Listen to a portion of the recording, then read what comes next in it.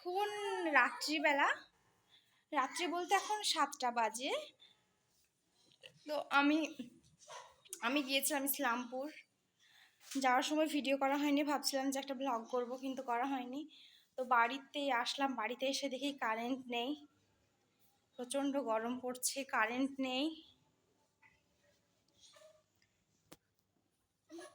ভেবেছিলাম অনেক কিছু ব্লগ প্লিজ করবো, আমার কিন্তু মেয়ের হয়নি, কান্নাটা সবসময় একটু ভিডিও ইগনোর করা হয়ে করো। ওঠে না মেয়ের জন্য। মানে প্রচণ্ড আর এই গরম যে পড়ছিল, তো তাই মেয়ে একটা খুব কান্না দুষ্টার জন্য করছিল। তো এটা ইগনোর করো, দিয়ে তো ব্লগটা আমার কন্টিনিউ চলো করো, ব্লগটা দেখতে শুরু কারেন্ট করো। আসুক, তারপর আশা আবার দেখা করছি হচ্ছে। খুব ভালো লাগবে। ততক্ষণ ফ্রেশ হয়ে নিই। চুলের অবস্থা, রাস্তায় পুরো রাস্তা বৃষ্টি হয়েছে, পুরো রাস্তা বৃষ্টি হয়েছে। যাওয়ার সময় অর্ধেক রাস্তা বৃষ্টি হচ্ছিল, অর্ধেক রাস্তা শুকনো ছিল। যাওয়ার সময় শুকনো ছিল, তারপরে বৃষ্টি হয়েছে। তারপরে যে পৌঁছেছি ইসলামপুর, অমনি বৃষ্টি শুরু, প্রচণ্ড বৃষ্টি হয়েছে। টানা 1 ঘন্টা পরে কারেন্ট আসলো।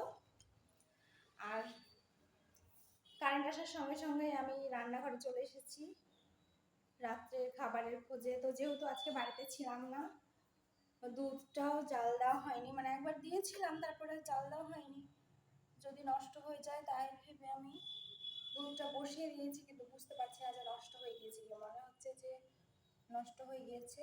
তো দেখা যাক, যে আমি বসিয়ে দিয়েছি।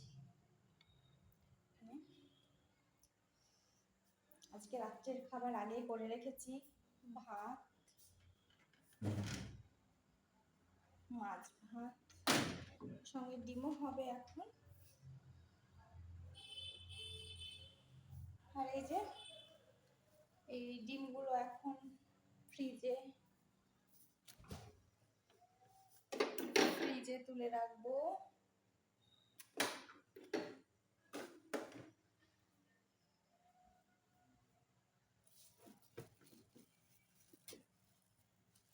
আসলে ভ্লগ করব ভাবি, কিন্তু সময়ে হয়ে ওঠে না।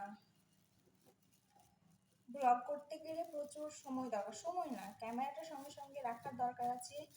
বিরক্তি ভাবটা কম থাকতে হবে, যেন সব সময় সব জায়গায় ক্যামেরাটা ব্যবহার করতে পারি। লজ্জাটা কম রাখতে হবে, যেন সবার সামনে ক্যামেরাটা বের করতে পারি, তবেই ডেইলি ব্লগ করা যাবে, 24 ঘন্টা ব্লগ করা যাবে। তাছাড়া এই যে টুকটাক ব্লগ হবে।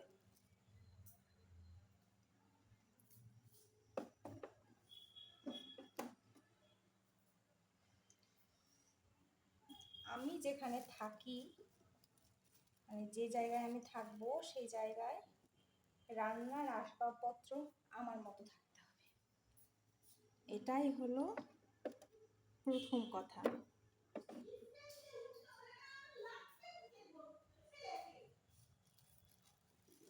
আমি এখন মায়ের বাড়ি আছি, তার মানে রান্নাঘরে যত আসবাবপত্র আমার মতো করে রাখতে হবে। আমি ইচ্ছে মতো রান্না করবো, এটা ওটা করবো, সব সরঞ্জাম আমার মতো থাকবে। মানে যেই সব আইটেম লাগে আমার রান্না করতে, সব কিছু।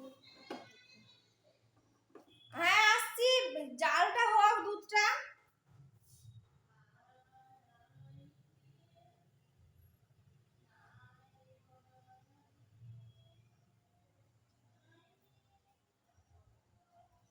এই যে এখানে আমার এই থাকটা হলো স্পাইস, মানে মশলা, গোলাপ জল, কেওড়া জল, কাসুন্দি, ভিনিগার, তারপরে ইমলি চাটনি, চিলি সস, রেড সস, সব কিছু।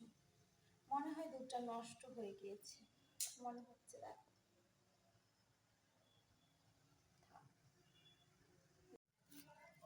শুধু এই কাজেই শেষ নয়, তারপরে এবার যে সবজিগুলো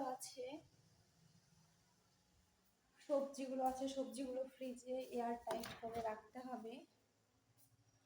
কটা কৌটো ধুয়ে রাখা আছে, সেই কৌটোগুলোতে চিনিগুলো পুরবো। অনেক কাজ আছে, প্রচুর সারাদিনটা আমার এতটা ব্যস্ততায় যায়, তাই আমার ভিডিও করার সময় হয়ে ওঠে না। তো ছোট ছোট ব্লগ করব, খুব বড় একটা ব্লগ হবে না, ছোট ছোট ব্লগ আনবো, কিন্তু ডেইলি ব্লগ আনবো ভেবেছি। চল আজকে এই পর্যন্তই, দেখা হবে আবার নেক্সট ব্লগে।